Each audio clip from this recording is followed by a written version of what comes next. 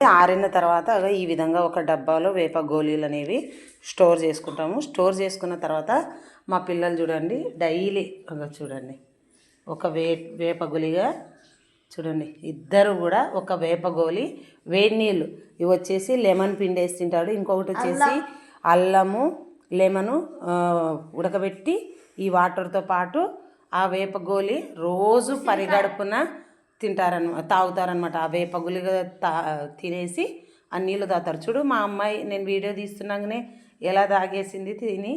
అసలు నిజంగా అండి పిల్లలు ఫస్ట్లో తాగడానికి ఇష్టపడే వాళ్ళు కాదు. ఇప్పుడు రాను రాను డైలీ వాళ్ళే ఫస్ట్ నాకు ఇచ్చేయని చెప్పేసి తాగేస్తారు. చూడండి మా అబ్బాయి కూడా వేప గోళీ వేసుకొని తాగేసా. డైలీ దినచర్య అయిపోయిందనమాట మా ఇంట్లో. కాబట్టి పిల్లలకి దగ్గు జలుబు చాలా వరకు అవాయిడ్ అయినాయనే చెప్పొచ్చు. చాలా వరకు రావట్లేదు.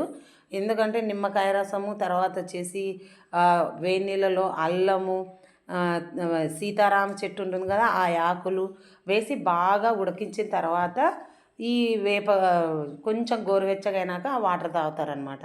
చూడండి డైలీ అయితే మా రొటీన్ ఇదే మా పిల్లల్ది. ఇది హెల్త్కి మంచిదా కాదో నాకైతే షేర్ చేయండి. మేమైతే ఈ విధంగా మా పిల్లలు మా ఆయన మా తాత అందరూ అయితే ఈ విధంగా తీసుకుంటున్నారు. మీకు ఇష్టమేనా నాన్న తాగడము? ఇష్టమేనా? Okay bye friends.